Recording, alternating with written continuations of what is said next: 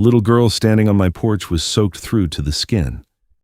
Rainwater dripped from the ends of her braids onto my welcome mat while she stood there, shaking in pink pajama pants and a winter coat 3 sizes too big. Her tiny fists were clenched so tight around the straps of her backpack that her knuckles had gone white. And the strangest part wasn't that it was almost 10 at night.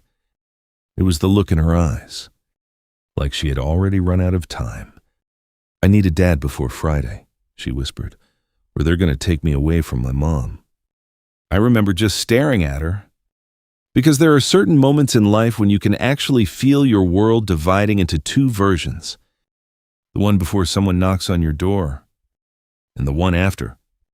Before we get into tonight's story, let me know where you're watching from and what time it is there right now. I always love seeing how far these stories travel. And if stories about family, grief, second chances, and the quiet ways people save each other mean something to you, stick around. This one stays with you. The silence inside my house wasn't peaceful anymore. It had weight to it. The kind that settled into the walls after too many years of eating dinner alone, too many nights falling asleep to the sound of your own breathing instead of someone else's. 5 years earlier, my wife Hannah had died in a hospital room 43 minutes outside Pittsburgh, while a February snowstorm buried the roads and every prayer I'd ever learned suddenly sounded useless. After that, I stopped playing music in the house, which was ironic considering I repaired pianos for a living. Old uprights, baby grands, church organs that wheezed when you touched middle C.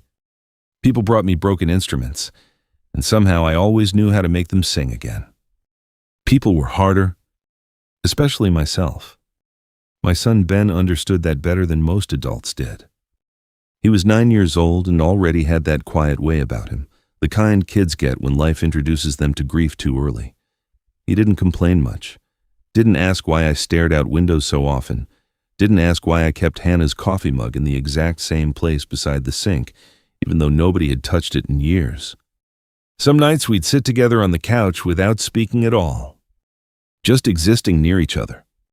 And honestly, that counted as a good night. Our street sat on the edge of a small Pennsylvania town where everybody waved but nobody asked questions unless something caught fire. Maplewood Lane. 6 houses, 1 dead end, 1 flickering streetlight that the city never fixed, and 1 empty rental house next door that stayed abandoned almost an entire summer before Claire Bennett moved in with her daughter. I first saw them through the front window of my workshop. A silver SUV, boxes stacked too high. A woman in jeans unloading everything herself while trying to keep a little girl from running into the street every 30 seconds. Claire looked exhausted in the particular way single parents do, not dramatic exhaustion, functional exhaustion. The kind where your body keeps moving because stopping isn't an option. The little girl, though, she was pure motion. Braids flying behind her, pink sneakers lighting up every time she hit the sidewalk. "Mom, is this really our house? Mom, there's squirrels everywhere. Mom, I think the neighbor's watching us." That last part made me step back from the window fast enough to feel stupid about it. Ben met her 3 days later.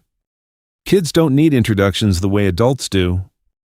They just collide into each other and decide within 10 minutes whether friendship is happening. I found them sitting in the grass between our yards arguing about dinosaurs. She's wrong. Ben informed me seriously when I walked outside. Velociraptors were absolutely scary. They were tiny, the little girl argued back. They had claws.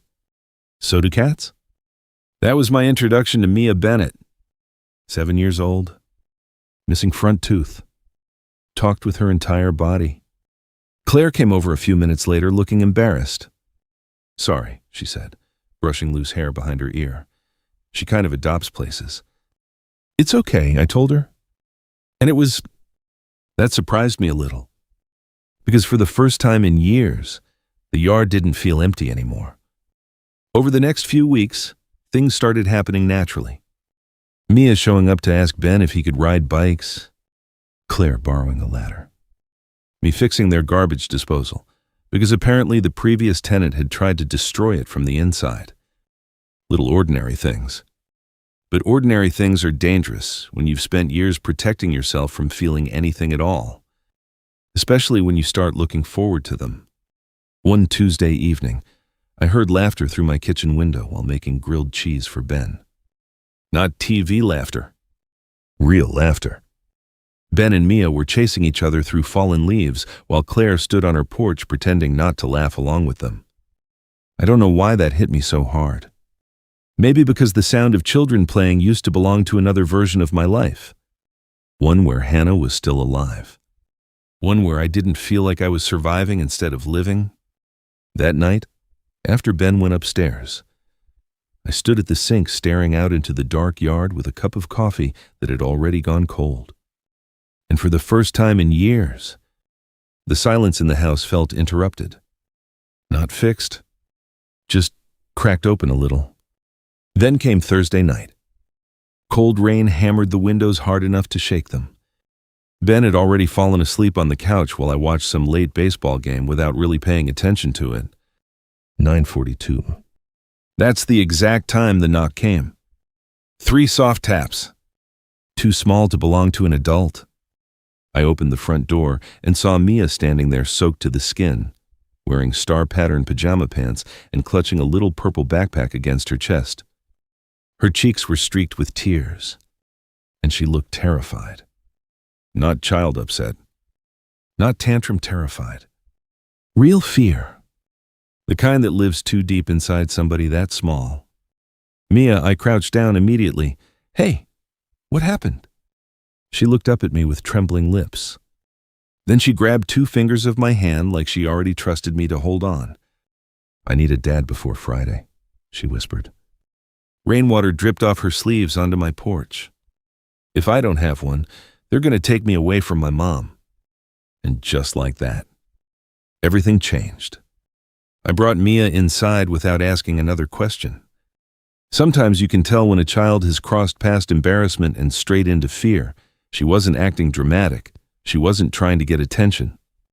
She was cold all the way through. I wrapped her in the old Steelers blanket I kept on the couch while she stood in my kitchen shivering hard enough to make the spoon in her cocoa cup rattle. Ben had come downstairs halfway through all this, rubbing sleep out of his eyes. He looked from Mia to me. What happened? I don't know yet, I said quietly.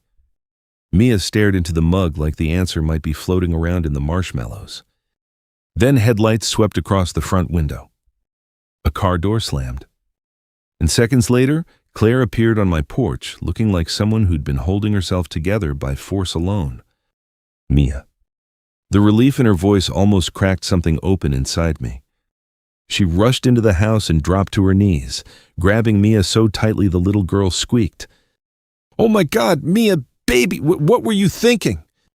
"I'm sorry," Mia whispered instantly. Claire buried her face against her daughter's hair for one long, shaky second before looking up at me. And that's when I saw it. Not embarrassment. Not annoyance. Fear. Deep, exhausted fear. The kind adults carry when life has been hitting them in the same bruise for too long. "I'm so sorry," she said quietly. I didn't know she left. "She's okay," I told her. "She came straight here." Claire nodded, but her eyes filled anyway. Not dramatic tears.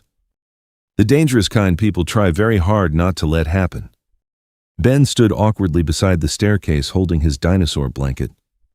Then, in the most Ben way possible, he disappeared upstairs and came back 30 seconds later holding a pair of dry socks.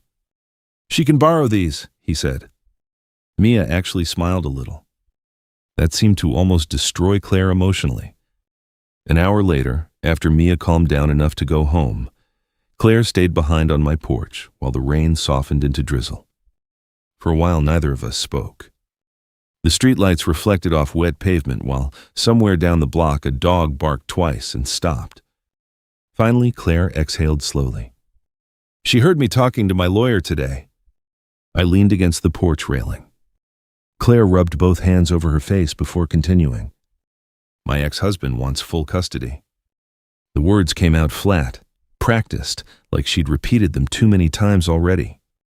"He thinks I'm unstable because we moved here, because I work remotely, Because I don't have family nearby." She laughed softly, but there wasn't anything funny in it. Apparently, being a single mom automatically makes you temporary. I didn't say anything. Sometimes people need room more than advice. Claire looked out at the rain. Richard has money, connections, lawyers that bill more in an hour than I make in a week. She swallowed hard, and Mia overheard them saying the court wants to see stability, structure, a two-parent household. That last part landed heavily between us. "She's 7, Claire whispered. So in her head, she decided I needed to find a dad before Friday. I looked toward her house. A small lamp still glowed upstairs in Mia's room. "She came here because she likes you," Claire said softly. "Because Ben likes you. Because you feel safe to her." Safe. That word hit harder than it should have. I hadn't thought of myself that way in years. After Hannah died, surviving became the priority. Not warmth. Not safety. Just surviving. Claire straightened quickly, almost embarrassed by the conversation itself. "I'm not asking you for anything," she said immediately. "I swear, I just thought you deserved to know why she showed up on your porch saying something insane." "It wasn't insane," I said before thinking. Claire looked at me. I rubbed a hand over the back of my neck. It makes sense in a kid way. That tiny smile she gave me right then. God, it was the smile of someone who hadn't felt understood in a very long time. "I should go," she said quietly. But neither of us moved right away. The rain kept falling softly around us. Finally, she nodded once and headed home. I stood on the porch long after the door closed behind her. And that night, I didn't sleep much. Because once somebody hands you a piece of their fear, it's hard to put it back down again. Especially when it starts brushing against your own. Around 3 a.m, I ended up downstairs making coffee I didn't even want. Ben wandered into the kitchen 20 minutes later wearing mismatched pajamas. He climbed onto a stool and looked at me carefully. "You're worried about them. Kids don't phrase things as questions when they already know the answer." I stared into my coffee. "I don't know if I should get involved." Ben shrugged slightly. "You already are." That shut me up. He reached for a banana on the counter. "She seems nice," he added. "Who?" "Mrs. Bennett." I gave him a look. Ben peeled the banana calmly. "And Mia cries less when you're around.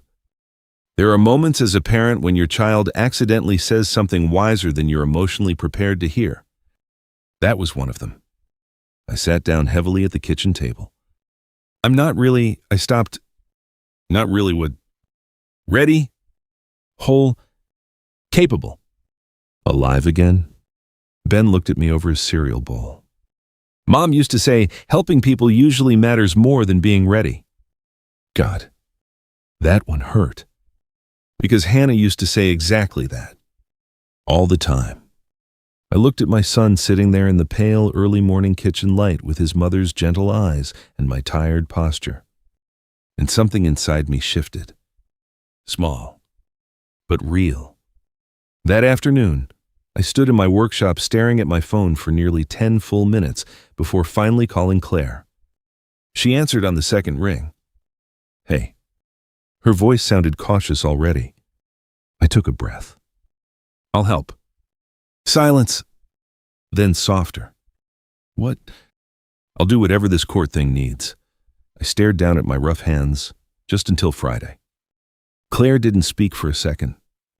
And somehow that silence said more than words could have. Finally she whispered, "Thank you, Jack." Outside my workshop window, the October wind carried dead leaves across the yard between our houses. And for the first time in years, that space between us no longer felt empty. The strange thing about pretending to be part of a family is how quickly your body forgets it's pretending. The first dinner at Claire's house happened 2 nights later. "It doesn't have to be weird," she told me while opening the front door. Which, naturally, made it weird immediately. Ben walked in carrying a board game under one arm while Mia practically launched herself down the hallway toward us. "Jack's here." Claire closed her eyes briefly. We are still working on indoor volume, she muttered. But she was smiling when she said it. The house smelled like garlic and onions and something baking in the oven. Real cooking, not microwave survival meals like the ones Ben and I usually rotated through during busy weeks. There was music playing softly from somewhere in the kitchen. An old Fleetwood Mac song Hannah used to love. That hit me unexpectedly hard. Claire noticed my expression instantly. Sorry, she said, I can turn it off. No, I answered too fast. Then quieter, it's okay. And somehow, it actually was. Dinner turned into controlled chaos almost immediately. Mia talked through the entire meal. Not pauses between sentences. The entire meal. Apparently, her second-grade teacher had divorced a man who collected exotic frogs. Ben's school cafeteria served illegal mashed potatoes, and there was a serious ethical debate happening in class over whether raccoons could technically be considered tiny criminals. Ben, to my surprise, laughed more in that 1 hour than he had all month. Real laughing. Head tilted back. Shoulders loose. The sound of it almost hurt to hear after so many quiet years. Claire noticed that too. Our eyes met briefly across the dinner table while the kids argued about whether penguins had knees. There was something careful in her expression, like she was trying not to notice this mattered. Same as me. After dinner, Mia dragged Ben upstairs to see her room while Claire loaded dishes into the sink. You don't have to help, she said when I started rolling up my sleeves. I know. Still did it anyway. That earned me a tiny smile. For a while we worked quietly beside each other in the warm yellow kitchen light. There's a weird intimacy to ordinary things. Passing plates. Standing shoulder to shoulder. Handing someone a towel without needing to ask. Sometimes that kind of closeness sneaks up on people lonelier than they realize. You're good with her, Claire said eventually. With Mia. She nodded. I dried a plate slowly. She makes it easy. Claire laughed softly under her breath. No, she doesn't. That made me laugh too. And there it was again. That feeling. Like something in me was thawing carefully against my permission. Then I noticed it. The old upright piano against the living room wall. Dusty. One key crooked near the center. Does it still work? I asked. Claire glanced over. Barely. She wiped her hands dry. It was my grandmother's. I walked over and pressed middle C. The note buzzed sadly. 2 strings badly out of tune. Pedal sticking. She used to play every Christmas, Claire said quietly behind me. After she died, my mom gave it to me. She shrugged a little. I haven't touched it in years. I crouched beside the pedals automatically. Muscle memory. Habit. Comfort. She kept telling me to get it fixed. Claire continued, but life happened. Life happened. Funny how adults use those 2 words to describe entire collapses. I opened the lower panel carefully. Well, your sustain rod's loose. Claire blinked. I have absolutely no idea what that means. It means your piano's fixable. Something softened in her face right then. Not because of the piano. Because hope sounds different when someone says it quietly. Over the next week, dinner at Claire's house started becoming normal enough to scare me. Tuesday tacos. Thursday takeout.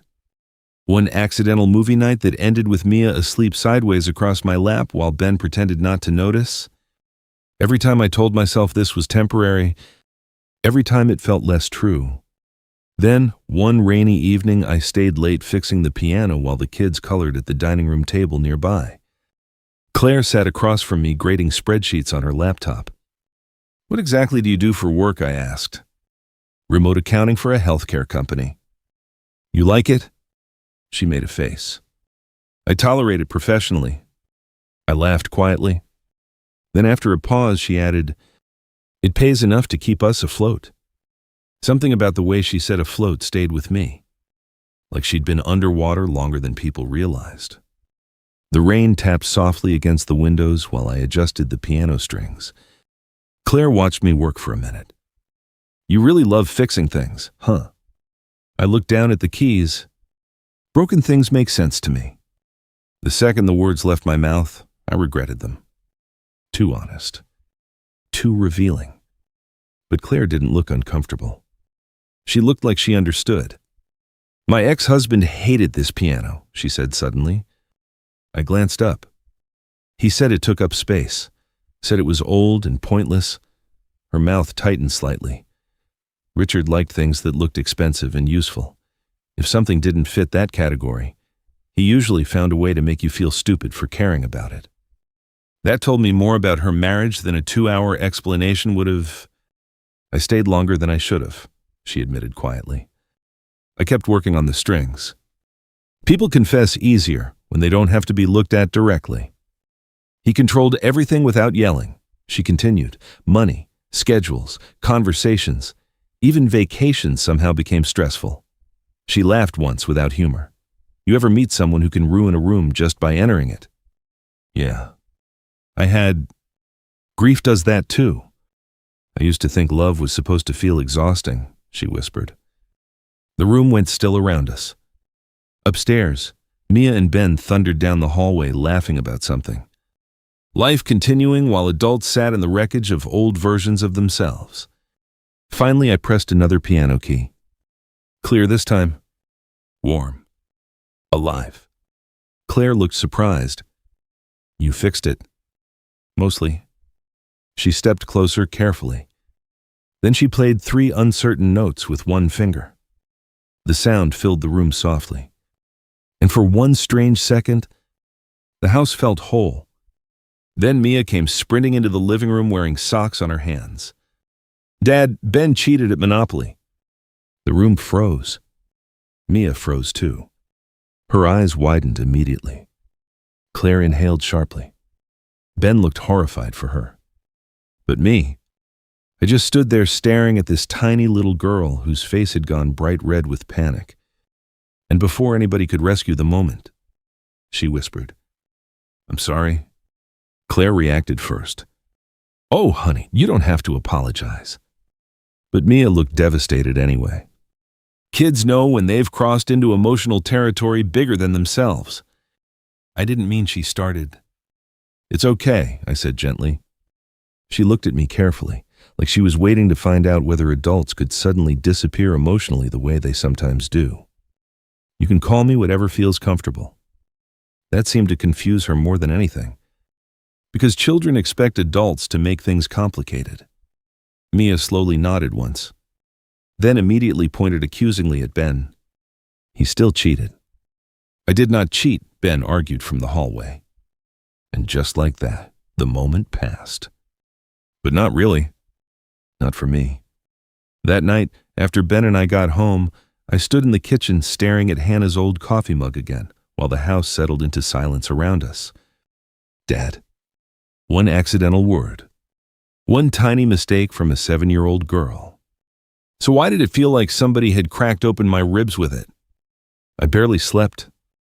And apparently the universe decided lack of sleep wasn't enough punishment for 1 week. Because Richard Bennett showed up Saturday afternoon. I was outside helping Ben replace a bike chain when a black BMW rolled onto our street, slow enough to feel intentional. The car alone told me exactly what kind of man he was. Expensive. Precise. Probably leased. Richard stepped out wearing a charcoal coat that likely cost more than my monthly mortgage payment. Tall guy. Sharp haircut. Perfect teeth. The kind of polished confidence some men build their entire personalities around. Mia saw him first, and instantly stopped smiling. That told me everything. Dad's here, she said quietly. Not excited. Not happy. Just alert. Claire stepped onto the porch so fast she nearly forgot to close the screen door behind her. Richard? Claire. God! Even the way they said each other's names sounded exhausting. Richard's eyes moved across the yard slowly. The bikes. The leaves. Me. That little pause on me lasted exactly half a second too long. You must be Jack, he said finally, walking closer. Jack Mercer. I stood up and wiped grease off my hands before shaking his. His grip was firm in the very calculated way some men practice. "The piano repairman," he said. There it was. Not rude enough to call out directly. Just enough condescension to let you know he thought your life ranked beneath his. "Furniture's more profitable," I answered calmly, "but pianos are prettier." That earned the smallest flicker of irritation in his face. "Good." Richard crouched down toward Mia. "Hey, Peanut." Mia didn't move toward him. Didn't smile either. She just nodded politely the way nervous children do around adults they've learned to manage emotionally. "You excited for our weekend next month?" he asked. A pause. "Okay," she answered quietly. "Not yes. Not really. Just okay." Claire folded her arms tightly across herself. "You should have called first. I was nearby." No, he wasn't. Men like Richard never accidentally appear. His attention shifted back toward me. "So, you and Claire together?" "Direct hit." Claire stiffened instantly. I could practically feel her panic from 6 feet away. But something strange happened inside me right then. Instead of backing away from it, I stepped toward it. "We spend a lot of time together," I said evenly. Richard smiled without warmth. "Well, I'm glad somebody's around." He glanced toward my workshop. Claire always did have a soft spot for fixer-uppers. There are insults so polished they almost sound civilized. Almost. Ben looked up from the bike immediately. Even he caught it. Claire's face flushed with anger. But before either of us could respond, Mia quietly moved across the yard and stood beside me close enough that her sleeve touched my arm. Such a tiny movement. Most people wouldn't even notice it. Richard noticed. His eyes sharpened instantly. Interesting. That seemed to bother him. "Good again." "Well," he said, straightening his coat sleeves, "I'll let you all get back to domestic bliss." Claire inhaled sharply through her nose. "You don't get to talk to me like that anymore." Richard's expression changed slightly then. Less charming? More real. "You should remember who's paying your legal bills until this custody hearing is over." The yard went completely still. Mia lowered her eyes immediately. Claire looked humiliated. And suddenly, I understood their marriage perfectly. Not screaming. Not violence. Just control. Constant quiet pressure until another person forgets they're allowed to take up space. Richard looked at Mia again. "I'll see you soon, sweetheart." Then he got back into the BMW and drove away. The second his car disappeared around the corner, Mia exhaled like she'd been holding her breath the entire time. Claire sat heavily on the porch steps. For a minute, nobody spoke. Finally, Ben looked at me and whispered, "He sucks. Honestly." "Fair assessment." Claire laughed suddenly. A tired, broken laugh that cracked in the middle. Then she covered her eyes with one hand. "I'm sorry," she muttered. "God, I'm so sorry you got dragged into this." "You didn't drag me." She looked up at that, and there it was again. That dangerous softness between us. The kind lonely people accidentally create when they start surviving beside each other.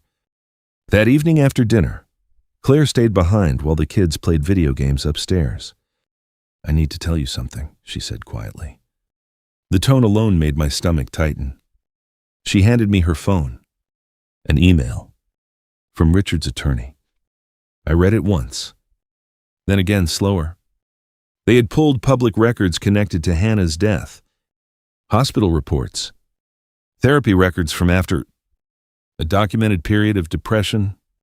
My hand tightened around the phone. "They're trying to argue emotional instability," Claire whispered. "Richard's lawyer thinks if the judge sees your history—" She stopped. Didn't finish the sentence. Didn't need to. Unfit. Unsafe. Broken. The old shame hit so fast it almost made me dizzy. Suddenly I could smell hospital antiseptic again. Could hear snow hitting the windshield outside UPMC Presbyterian the night Hannah died. Could still hear the doctor saying, We did everything we could. That sentence never leaves you. Ever? Claire's eyes filled immediately. Jack. But I handed the phone back too quickly. Too carefully. I should probably head home. Please don't do that. Do what? Run. Disappear. Shut down again. Too late. I was already doing it. I just need some air. I left before she could stop me. Back inside my workshop, I sat alone in the dark for nearly an hour without turning on a single light. And for the first time since Claire and Mia moved next door, the silence inside me came rushing back. For the next 2 days, I avoided Claire almost professionally, which wasn't hard.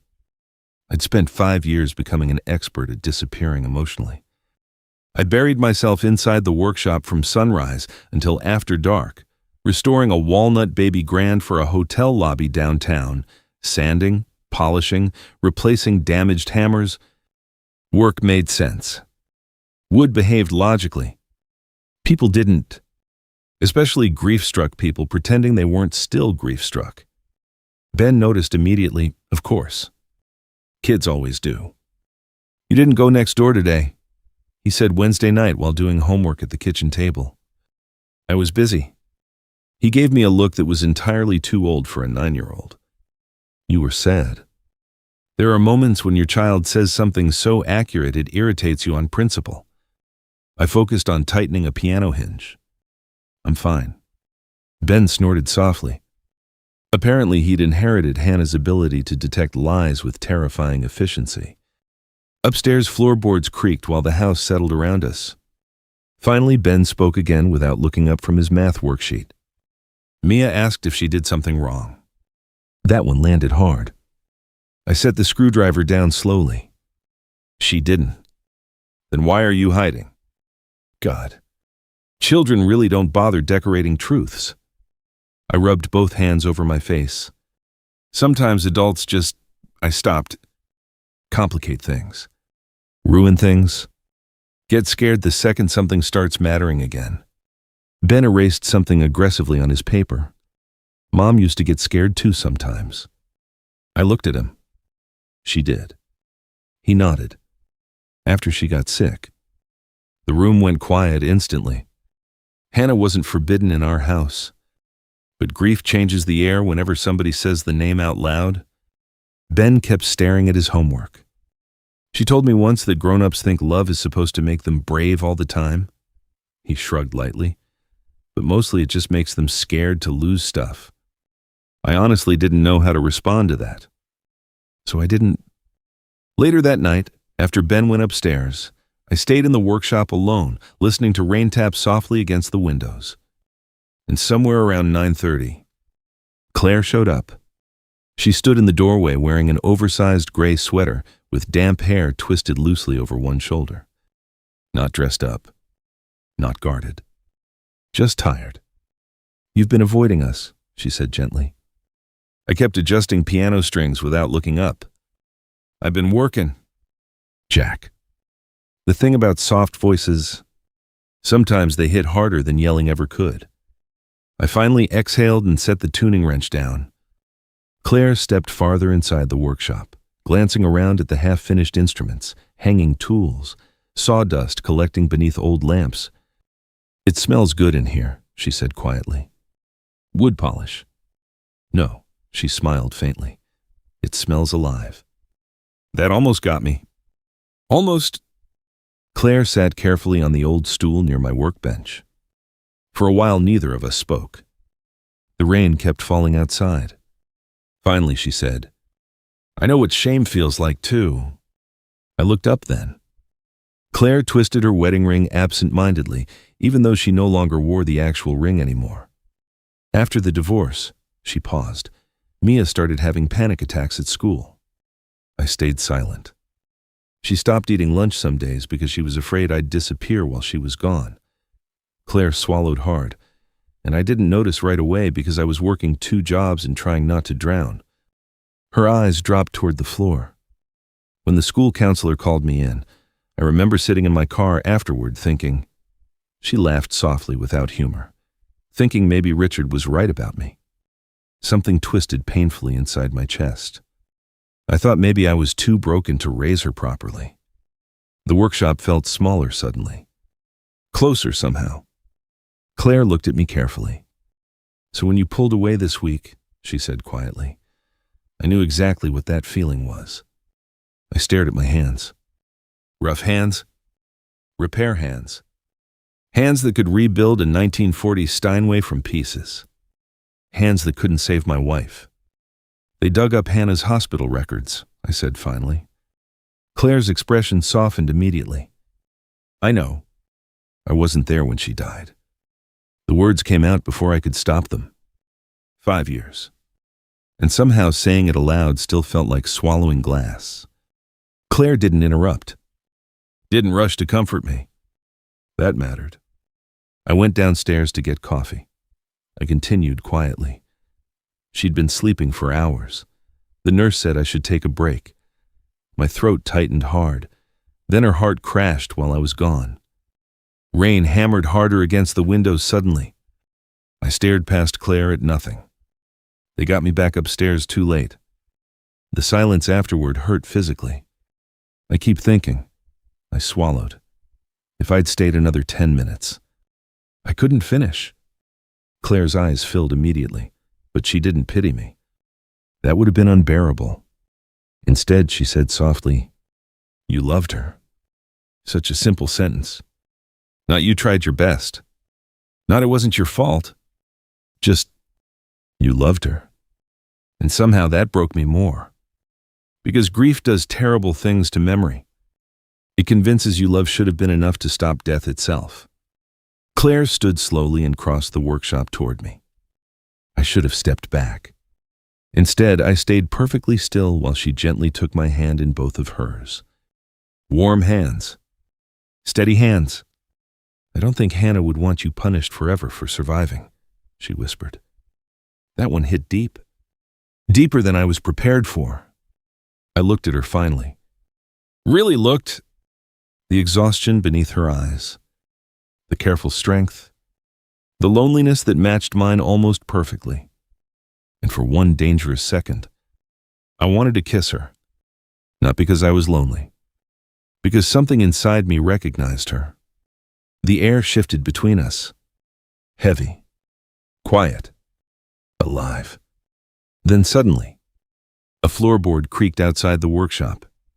Both of us turned instantly. The hallway beyond the door stayed dark and still. But we both knew somebody had been there. A tiny shadow disappeared around the corner too fast to catch. Mia. Claire sighed softly. Oh no. But before either of us could move, a small, sleepy voice drifted down the hallway. Good night, Dad. Silence.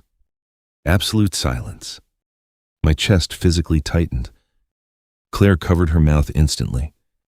And somewhere deep inside me, something locked shut for years began opening anyway. I didn't sleep that night. Not because of fear exactly. Because of hope. And hope is a dangerous thing once you've trained yourself to live without it. I lay awake, staring at the ceiling while rainwater slid softly down the gutters outside, replaying Mia's sleepy voice over and over in my head. Good night, Dad. Not pretend. Not forced. Natural. Like her heart had already made a decision before the adults caught up to it. Around 2 a.m, I finally gave up on sleep and wandered downstairs. The kitchen was dark except for the stove light glowing faint yellow across the counters. I poured coffee I didn't need and stood by the sink staring out toward Claire's house next door. One upstairs light still glowed. She was awake too. That realization settled into my chest strangely. Not loneliness exactly. The opposite. The next morning arrived gray and cold. Thursday. The social worker visit. The entire reason this ridiculous arrangement existed in the first place. And somehow that had become the least emotionally complicated part of everything. By 8:30, Claire's kitchen already looked like a small disaster zone. Ben burned toast. Mia spilled orange juice. Claire couldn't find the signed school permission slip she swore she left on the counter. And I was crouched beneath the sink, fixing a leaking pipe while somebody upstairs yelled, "That's my hairbrush." Honestly, it felt alarmingly normal. Jack Claire called from the hallway, "Do you know where Mia's backpack is?" "No." "Ben?" "Not my crisis." "Mom?" He touched my cereal. "I didn't even want your cereal." I tightened the pipe connection while trying not to laugh. Water sprayed directly into my face. "From somewhere upstairs," Mia shouted. "Language, Dad?" That stopped me cold. Silence. Then Ben absolutely lost his mind laughing upstairs. Claire slapped one hand over her eyes. "Oh my God!"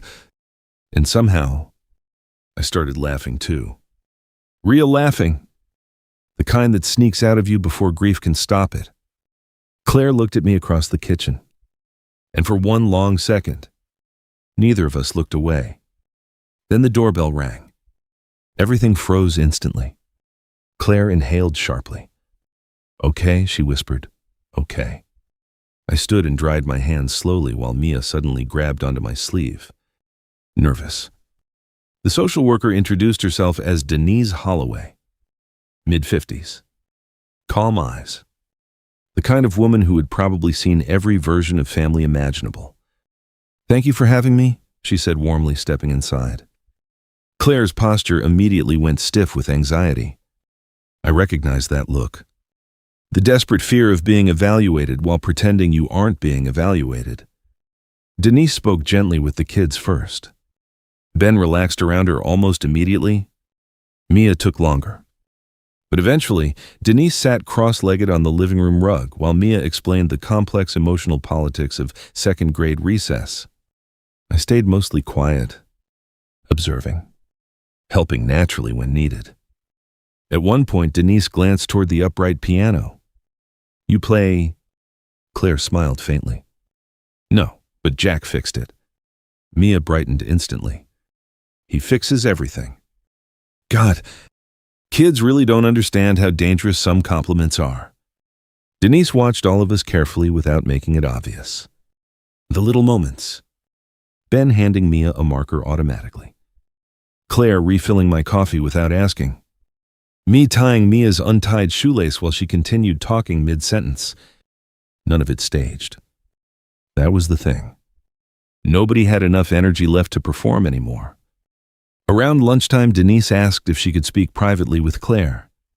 The kids disappeared upstairs afterward while I started washing dishes quietly in the kitchen. I could hear low conversation from the dining room, but not the words themselves. Just tones. Careful. Serious. Then suddenly, "Do you feel supported here?" Claire didn't answer immediately. Long pause. Finally, "Yes." Not dramatic. Not emotional. Just honest. That one word hit me harder than it should have. Supported.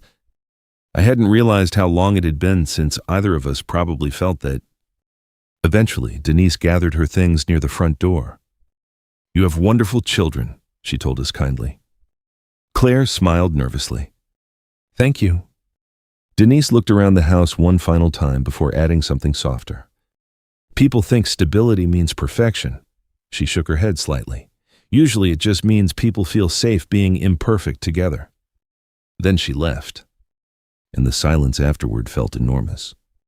Claire closed the front door slowly. For a second, neither of us moved.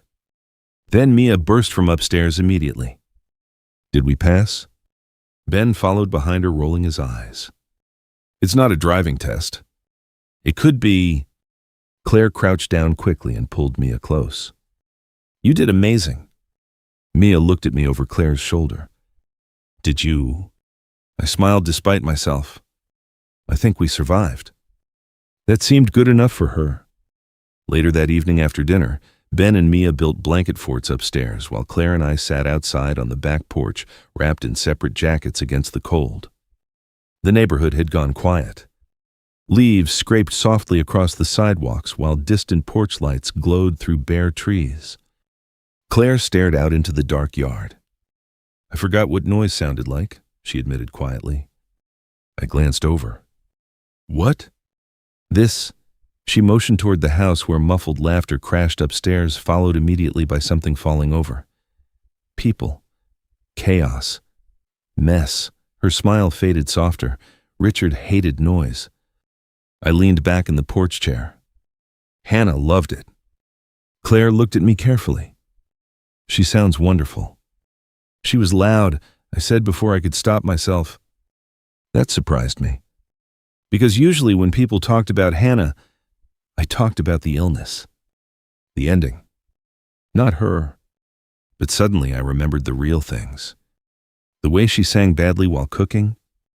The way she laughed during movies before jokes actually finished. The way she used to dance with Ben in grocery store aisles just to embarrass me. And for the first time in years, those memories didn't only hurt. Claire pulled her knees closer against the cold. I'm scared, she whispered suddenly. The honesty in it made me turn toward her fully. Of tomorrow. She nodded slowly. Then after a pause, and of this. My chest tightened. Claire stared toward the glowing kitchen window. Because somewhere along the way, she said quietly, this stopped feeling fake to me. The porch fell completely silent. Cold wind moved through the trees overhead. Inside the house, Mia laughed so hard she snorted, and sitting there beside Claire in the darkness, I realized I was scared for the exact same reason. That night after Claire admitted this had become real for her, neither of us moved for a long time. Cold air drifted across the porch while somewhere inside the house, Ben yelled, "That is not how lightsabers work." Mia immediately yelled back, "You don't even watch Star Wars correctly." Claire laughed softly under her breath. And God, I loved that sound already more than I should have, which terrified me.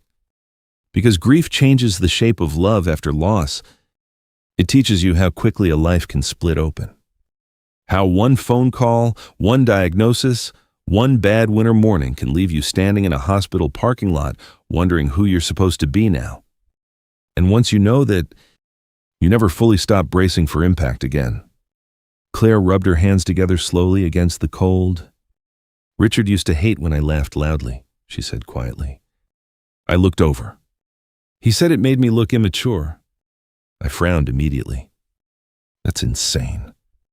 Yeah, she smiled sadly. Turns out emotionally controlling men say weird things. The porch light cast soft gold across her face, while wind stirred loose strands of dark hair around her cheeks. You know what the worst part was, she asked. What? I got so used to shrinking myself. Her voice dropped softer, that eventually I stopped noticing I was disappearing. Something about that sentence settled deep inside me. Because grief had done something similar. Not made me smaller exactly, just quieter. Careful. Like I'd spent 5 years tiptoeing through my own life, afraid to break whatever fragile thing remained inside me. Claire leaned back in the porch chair and looked toward the stars barely visible through clouds. I think loneliness changes your posture, she murmured. I laughed quietly. That's the most accountant sentence anybody's ever spoken. She nudged my boot gently with hers. And that tiny contact, barely anything at all, sent warmth straight through my chest. Dangerous warmth.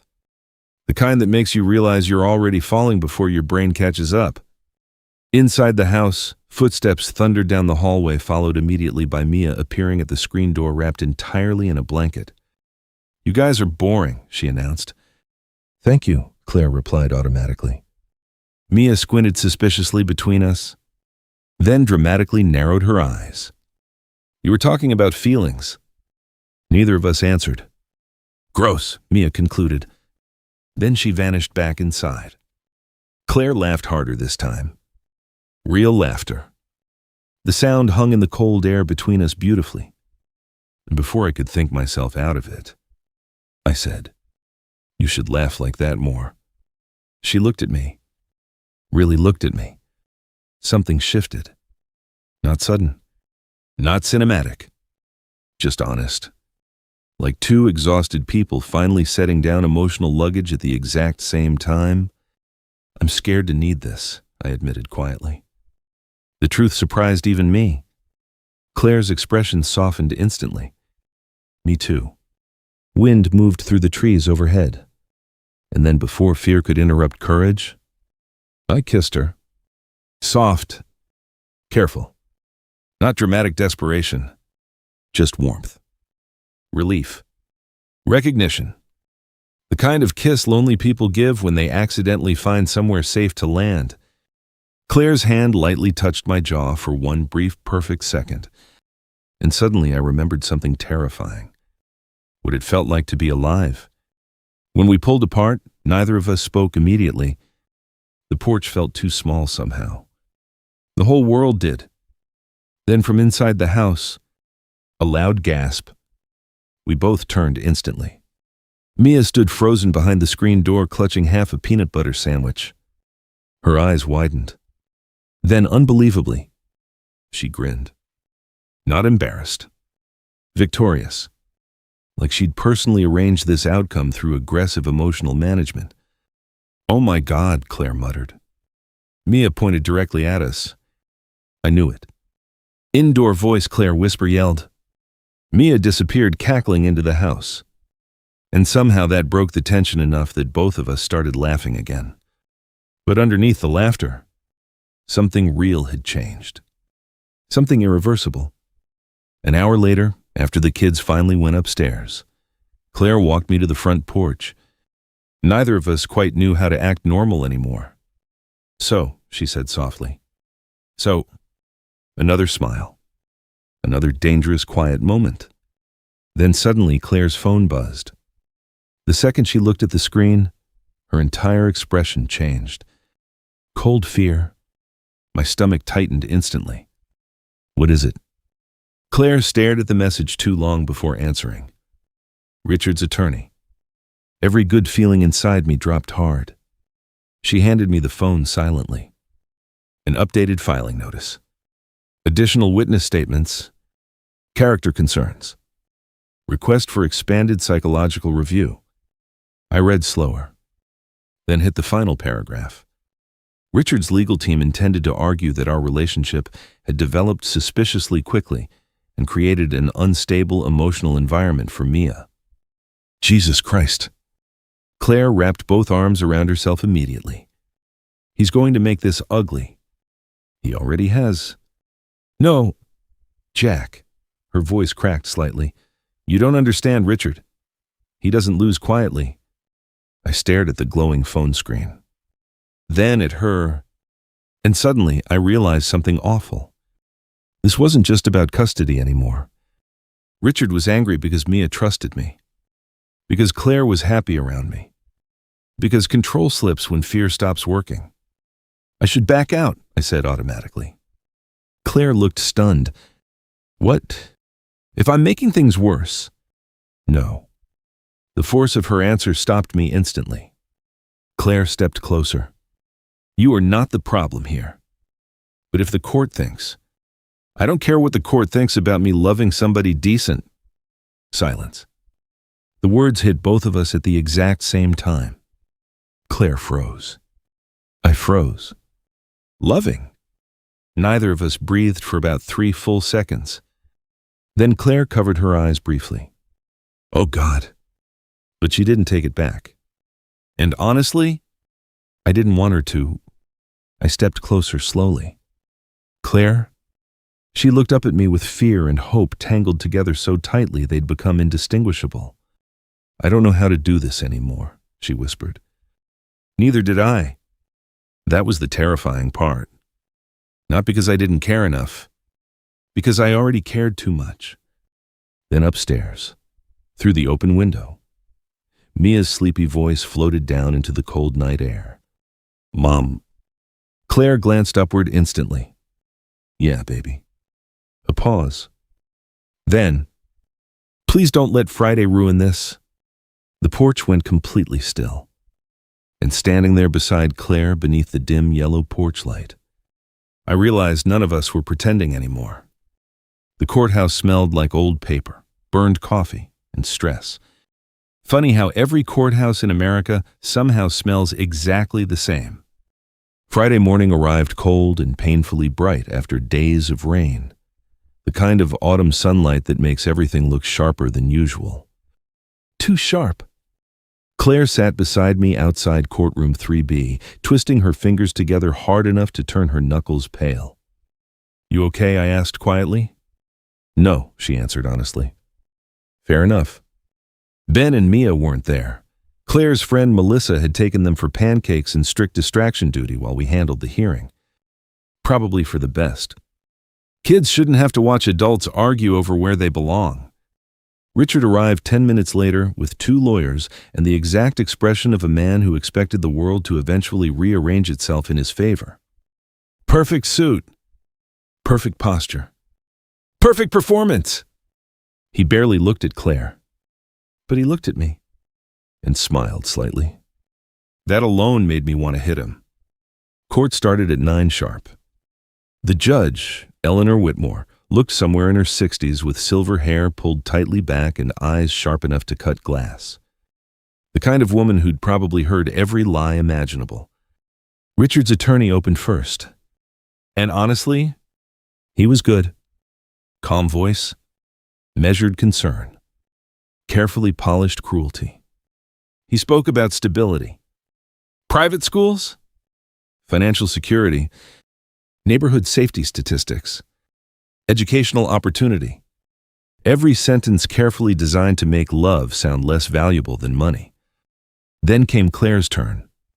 Richard's lawyer questioned her employment, her move to Maplewood, the emotional impact of divorce on Mia.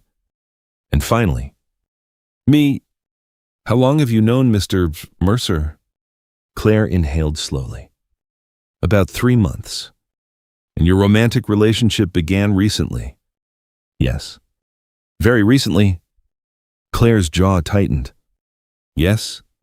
The lawyer nodded thoughtfully like he was collecting puzzle pieces. And during this short time, Mr. Mercer has already taken on a fatherly role with your daughter. I felt Claire tense beside me. Mia became attached naturally. He scribbled something down. Would you consider introducing a grieving widower with documented depression into your child's emotional life a stable decision? There it was. The hit. Claire's face flushed instantly. You don't get to weaponize somebody's grief, she snapped before her attorney could stop her. The judge looked up immediately. The courtroom went silent. Richard's lawyer smiled slightly. That reaction was exactly what he wanted. Then came my turn. I walked to the witness stand feeling strangely calm. Not fearless. Just clear. Like somewhere during the last few weeks, my priorities had rearranged themselves without permission. Richard's attorney approached carefully. Mr. Mercer, your wife passed away 5 years ago. Yes. You received counseling afterward. Yes. And according to records, experienced significant depressive episodes. I glanced briefly toward Claire. She looked furious already. Yes. The lawyer nodded sympathetically. And now, after only a few months, you're participating in what appears to be an accelerated family dynamic with Ms. Bennett and her daughter? I understood the game now. Make it sound reckless, unstable, temporary. He smiled professionally. Would you say you're emotionally prepared to become a parental figure again? I looked down at my hands for a second. Repair hands. Steady hands. Hands that had learned how fragile people really are. Then I answered honestly, I don't think anybody's ever fully prepared to love someone. The courtroom went quiet. The lawyer adjusted smoothly. But surely you understand concerns regarding emotional confusion for a 7-year-old child. I thought about Mia standing on my porch in the rain, about blanket forts, spilled cereal, the way she still climbed into Claire's bed after nightmares, the way she looked relieved every time somebody stayed. And suddenly, something inside me settled. I looked directly at the judge. Your Honor, I know this situation probably sounds unusual. Richard's attorney immediately stood. Objection. Overruled, Judge Whitmore said calmly. So I kept going. I know we haven't known each other long. I swallowed once. But I know Mia Bennett hates pink marshmallows because she thinks they taste different, even though they don't. The courtroom stayed silent. I glanced briefly toward Claire. Her eyes were already filling. I know she sleeps with the hallway light on when she's anxious. My throat tightened slightly, and I know she pretends she isn't scared when adults are arguing because she thinks it helps her mom. Richard shifted uncomfortably for the first time all morning. I kept going. I know Ben laughs more now than he has in years. My voice roughened, and I know Claire apologizes too much for taking up space in rooms because somebody spent years teaching her to. Absolute silence now. Nobody moved. I'm not trying to replace anybody, I said quietly, and I'm not saying we're perfect. I looked toward the judge directly, but that little girl feels safe with us. The words landed hard, because they were true, not polished, not strategic. True, I exhaled slowly. And honestly, I admitted softly, I think safety matters more to children than perfection does. Nobody spoke for several seconds. Then Judge Whitmore leaned back slightly in her chair, studying me carefully. Richard's lawyer didn't ask another question. He just sat down. Claire stared at me like she'd never seen me before. Not because of the speech, because I meant every word. The hearing ended 30 minutes later. No dramatic ruling. No immediate victory. Judge Whitmore removed her glasses carefully. I'll review everything submitted and issue my decision by tomorrow morning. My stomach dropped instantly. Another day. Another entire night of uncertainty. Claire looked physically exhausted beside me.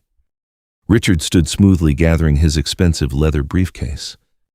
As he passed us near the courtroom doors, he paused just long enough to say quietly, "This isn't over." Then he walked away. But strangely, for the first time since meeting him, he didn't look confident anymore. Outside the courthouse, cold wind whipped dead leaves across the sidewalk, while reporters from absolutely nowhere hovered near the entrance, hoping for drama that didn't exist. Claire grabbed my arm before I could walk toward my truck. "Jack." I turned, and before I could say anything, she kissed me. Right there outside the courthouse. Cold air, bright sun, people everywhere. Didn't matter. The kiss wasn't desperate this time. It was grateful. Certain. When she pulled back, tears clung to her eyelashes. "You meant all of that," she whispered. I looked at her for one long, quiet second, then answered honestly, "Yeah." And somewhere deep inside me, I realized I already loved them both enough to lose sleep over losing them. That was the terrifying truth. Not the courtroom. Not Richard. Not even grief anymore. The terrifying thing was how badly I wanted this life now. Saturday morning arrived too quietly. The kind of quiet that feels temporary. Like the whole house is holding its breath waiting for somebody else to speak first. I woke before sunrise and found myself standing in Claire's kitchen making pancakes, mostly because I didn't know what else to do with my hands. Anxiety always makes me restless. The coffee maker gurgled softly while cold gray light crept through the windows inch by inch. For a few peaceful minutes, the world felt suspended. Then, Mia shuffled into the kitchen, dragging her blanket behind her like emotional support equipment. She climbed onto a stool silently. No dramatic energy. No endless talking. That scared me more than tears would have. "You hungry?" I asked gently. She shrugged one shoulder. Claire appeared a minute later wearing one of my old flannel shirts over leggings, hair still messy from sleep. The sight of that almost made my chest ache. Not because it was romantic, because it looked normal, like we'd belonged in the same kitchen for years already. Ben wandered downstairs, next yawning dramatically enough to deserve an Oscar. "You guys are weirdly quiet," he announced. "Excellent observation," Claire muttered into her coffee. Nobody mentioned the court decision. Not directly. Instead, we clung to ordinary things with both hands. Butter. Syrup. Burning the second batch of pancakes because I got distracted. Mia poking holes in blueberries with her fork. Tiny rituals. The bones of a life, Then suddenly, Mia looked up from her plate. What if they make me leave? Everything stopped. The coffee maker clicked off loudly in the silence. Claire inhaled sharply. I felt my stomach physically tighten. But before either of us could answer, Ben spoke first. They won't. Mia looked unconvinced. What if they do? Ben shrugged lightly like the answer was obvious. Then they'd be wrong. She stared at him. Ben stabbed another pancake bite calmly. You're already family, he said simply. God. Kids really do walk straight into truths adults spend months circling around.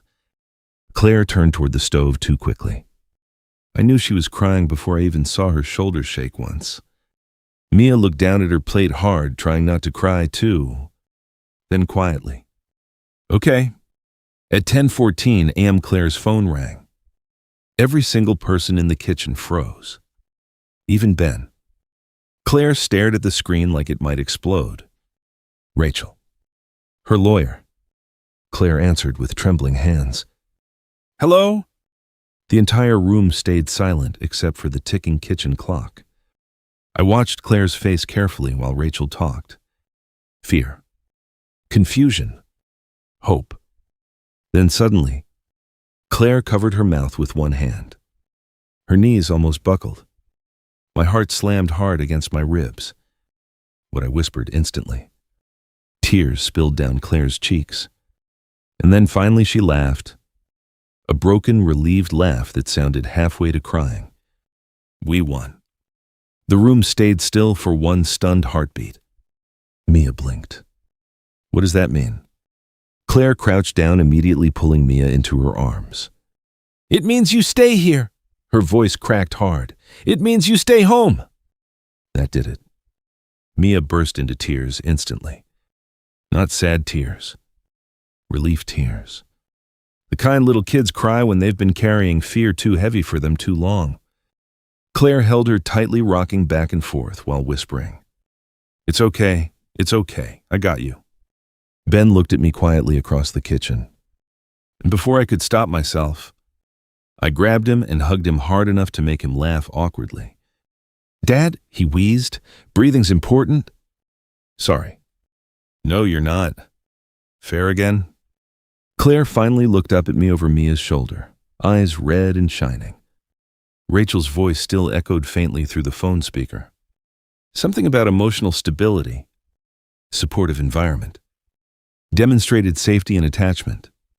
The judge had specifically referenced the social worker's report. And somehow, somewhere along the way, our messy, accidental little family had become convincing because it was real. The relief hit me in waves, not just because Mia was staying, because I realized how terrified I'd been of losing them.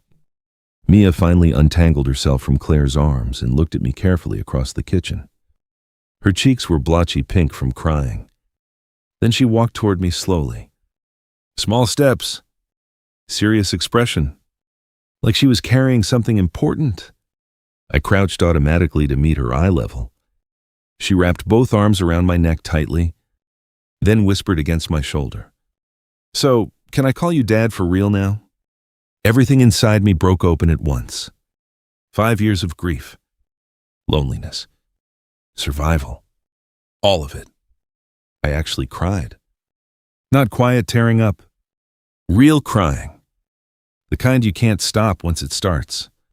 I buried my face against her shoulder while she held onto me with tiny, fierce arms.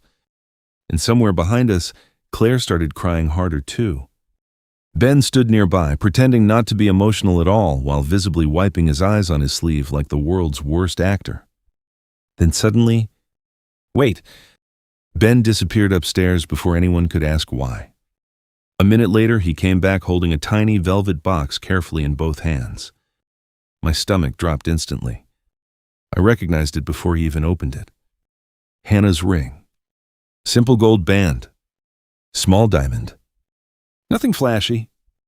Perfect anyway. I found it in your dresser a long time ago, Ben said quietly. I couldn't speak. He looked at Claire next. Then at me. And God. He looked so much like Hannah right then it physically hurt. I think Mom would want us to still be happy, he said softly. And I think she'd really like Claire. The kitchen went completely silent. Claire covered her mouth immediately. I stared down at the ring sitting in my son's palm. 5 years. 5 years I couldn't even touch it without feeling destroyed. And suddenly, it didn't feel like betrayal anymore. It felt like permission. I looked up slowly at Claire, standing there crying softly in my flannel shirt beside the breakfast dishes and spilled syrup and morning sunlight. Nothing cinematic. Nothing perfect. Just real. And somehow that made it more beautiful than anything else. I took the ring carefully from Ben's hand, then looked at Claire and whispered, I don't want this to end after Friday. Fresh tears rolled down her cheeks instantly. Neither of us had to explain what that meant anymore. Because we already knew. The loudest year of my life started the following spring. And honestly, that's how I knew I was healing. Because grief loves silence. But family is noise. Beautiful, exhausting, non-stop noise. It was Mia barreling down hallways in socks while yelling about science projects. It was Ben suddenly becoming taller overnight and eating enough food to financially threaten me. It was Claire singing badly to old Fleetwood Mac songs while making coffee on Sunday mornings. It was life. Messy life. The kind I thought had ended 5 years earlier in a hospital room during a snowstorm. Claire and I got married in May beneath the giant maple tree behind our houses. Not some giant expensive wedding. Just us. Close friends. Neighbors. Ben in a wrinkled tie pretending not to hate formal clothing. Mia scattering flower petals aggressively enough to qualify as assault. And me standing there watching Claire walk toward me in a simple ivory dress while spring sunlight filtered through new green leaves overhead. I remember thinking one thing very clearly. Oh, there you are. Not because she replaced Hannah. Nobody replaces people you truly loved. That isn't how love works. Love expands or it dies. And somehow my heart had finally learned the difference. The ceremony itself lasted maybe 15 minutes before Mia loudly whispered, "Can we do cake now?" Which honestly improved the entire event. By summer, our 2 houses had quietly become one life. Claire and Mia moved in with Ben and me officially after we knocked out the wall between the workshop and garage to make extra space. The first week alone nearly killed my appreciation for peace and quiet. Nobody warned me children could produce this much laundry, or this many opinions about breakfast cereal, or that one 7-year-old girl could somehow lose 3 shoes while actively wearing 2 of them. One morning I walked into the kitchen and found Ben teaching Mia algebra with the exhausted patience of a middle-aged father of 4. You have to isolate the variable. She didn't do anything to you. That's not what variable means. Claire laughed so hard coffee came out her nose. And suddenly, all 4 of us were laughing. Those moments happened constantly. Small, ordinary moments. But that's the thing nobody tells you about rebuilding a life after grief. Healing rarely arrives dramatically. It happens slowly, quietly. In tiny, unimportant moments, your broken heart accidentally survives. Like hearing your son laugh again, or realizing somebody put your favorite coffee mug beside theirs without thinking, or hearing footsteps running through the house and not feeling overwhelmed by the noise anymore. By October, the maple leaves had turned gold and red again. Exactly 1 year after Mia knocked on my door in the rain. That morning I disappeared into the workshop before sunrise, carrying a piece of polished maple wood I'd been secretly working on for weeks. Claire caught me sneaking outside with it tucked beneath my arm. "What are you hiding?" "Nothing." "That's suspicious." "Go make coffee." She narrowed her eyes immediately. I'm emotionally prepared to become annoying about this. Too late. That earned me a laugh. God. Still my favorite sound. Around noon, I finally carried the finish sign out front while everyone followed behind me, bundled in sweaters against the cold. Mia gasped dramatically. Ben rolled his eyes so hard I thought they might stay that way permanently. Claire covered her mouth softly. The sign was simple. Hand-carved maple. Dark-stained letters, the Mercers. And underneath, smaller. Established by accident, Claire started crying immediately. Jack. But I shrugged awkwardly. I'm a carpenter. We process emotions through wood. Ben snorted. Honestly, that tracks.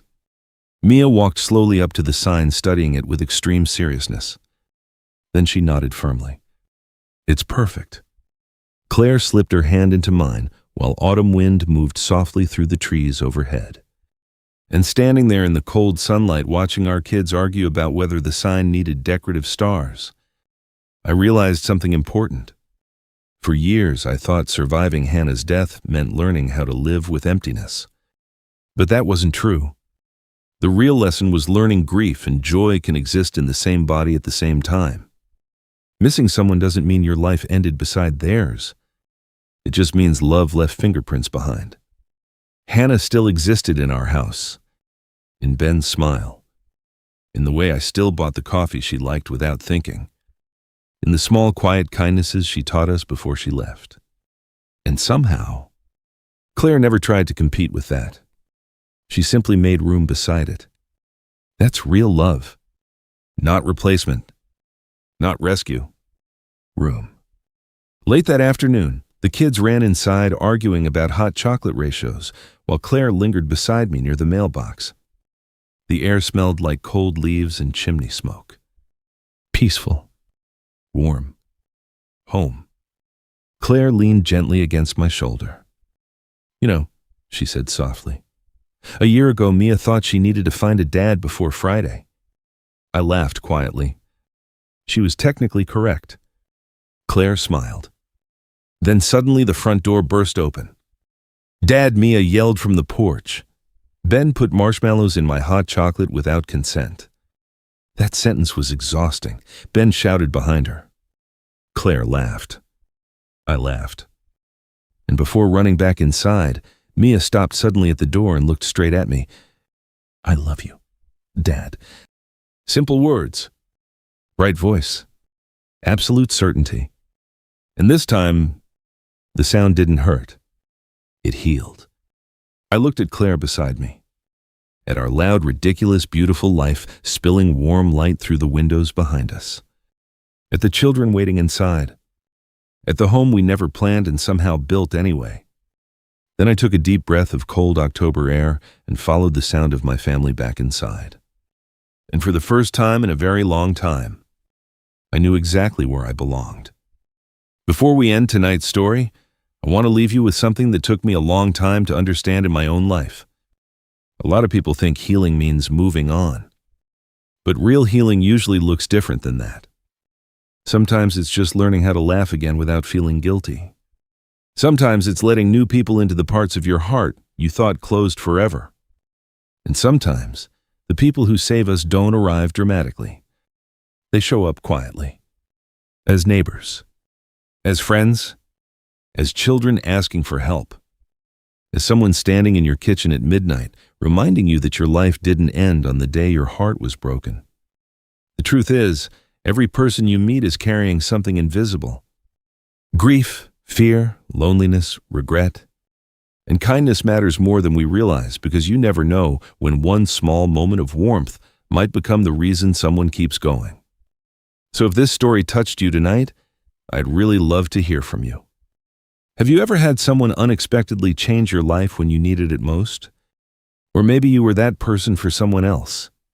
Share your story down in the comments. I read far more of them than you probably think. And if you enjoy slow, emotional stories about family, love, loss, and second chances, don't forget to subscribe and stay a while. Take care of yourself tonight.